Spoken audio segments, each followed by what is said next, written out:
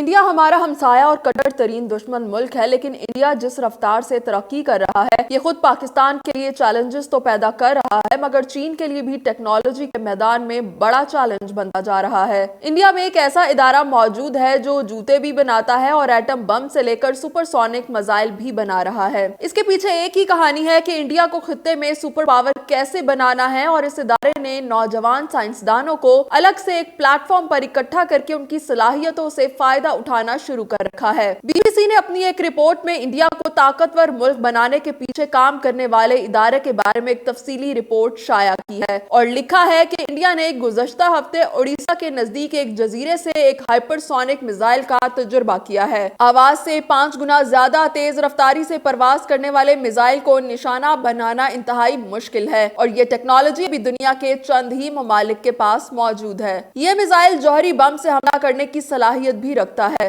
Hyper sonic missile کے کامیاب تجربے کو میزائل ٹیکنالوجی میں انڈیا کی ایک بہت بڑی کامیابی تصور کیا جا رہا ہے۔ یاد رہے کہ اسے انڈیا کے دفاعی تحقیق کے ادارے DRDO نے بنایا ہے۔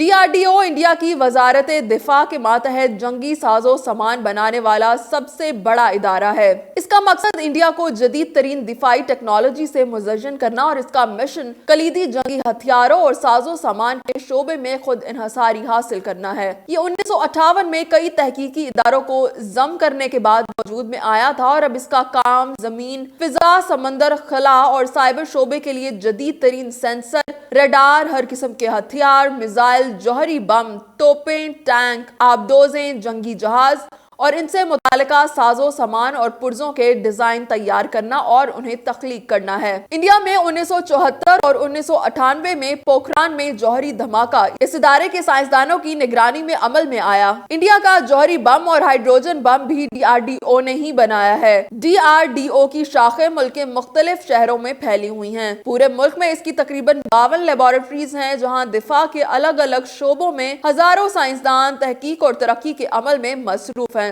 DRDO نے اپنی 5 لیبارٹریز نوجوان سائنسدانوں کے لیے مخصوص کر رکھی ہیں، جہاں صرف 35 برس سے کم عمر کے انجینئر ہی کام کرتے ہیں۔ DRDO کے ادارے میں بیشتر گریجویٹس اور سائنسدان انجینئرنگ اور سائنس کے ایسے تعلیمی اداروں سے آتے ہیں جنہیں ملک کے اولین اداروں میں شمار نہیں کیا جاتا، بلکہ وہ نسبتاً کم معروف تعلیمی اداروں میں شمار کیے جاتے ہیں۔ DRDO نے جو کامیابی حاصل کی وہ کئی ترقی یافتہ ملک بھی نہیں کر پائے۔ فلو باگلا دفاعی امور کے صحافی ہیں، انہوں نے DRDO کی بہت قریب سے کوریج کی۔ BBC سے بات کرتے ہوئے انہوں نے کہا کہ DRDO کو انڈیا کی مسلح افواج کی ہر طرح کی ضروریات پوری کرنے کے لیے قائم کیا گیا ہے۔ لوگ صرف یہی جانتے ہیں کہ اس نے جوہری بم بنایا، ہائیڈروجن بم بنایا، وہ طرح طرح کے میزائل بھی بنا رہا ہے۔ اسی نے پوکھران کا جوہری دھماکہ بھی کیا تھا، لیکن یہ کم لوگوں کو معلوم ہے کہ وہ فوجیوں کے لیے مختلف موسموں کے اعتبار سے موزوں یونیفارم بناتا ہے اور آرام دہ جوتے بھی۔ کن حالات میں کس طرح کا کھانا کھانا ہے، اس کی تحقیق بھی یہیں کی جاتی ہے۔ یونیفارم اور جوتے بنانے سے لے کر ایٹم بم بنانے تک کا سارا کام DRDO کرتا آیا ہے۔ کیونکہ یہ ایک دفاعی تحقیق اور ترقی کا ادارہ ہے، اس لیے اس کی سرگرمیوں کو انتہائی پوشیدہ رکھا جاتا ہے۔ DRDO نے سب سے بڑی کامیابی ایٹم بم اور میزائل کے شعبے میں حاصل کی ہے۔ اس نے مختلف رینج اور ساخت کے انتہائی جدید کروز، بیلسٹک، انٹرکانٹیننٹل، سپر سونک اور ہائپر سونک میزائل بنائے ہیں۔ دفاعی تجزیہ کار راہل بیدی کا کہنا ہے کہ DRDO نے میزائل بنانے میں جو کامیابی حاصل کی وہ کئی ترقی یافتہ ملک بھی حاصل نہیں کر پائے۔ انہوں نے کہا کہ مثال کے طور پر ابھی جو انڈیا نے ہائپر سونک میزائل کا تجربہ کیا ہے وہ ٹیکنالوجی چین اور امریکہ سمیت صرف 5-6 ملکوں کے پاس ہے، لیکن ان کے میزائلوں کی صلاحیت انڈیا کے ہائپر سونک میزائل سے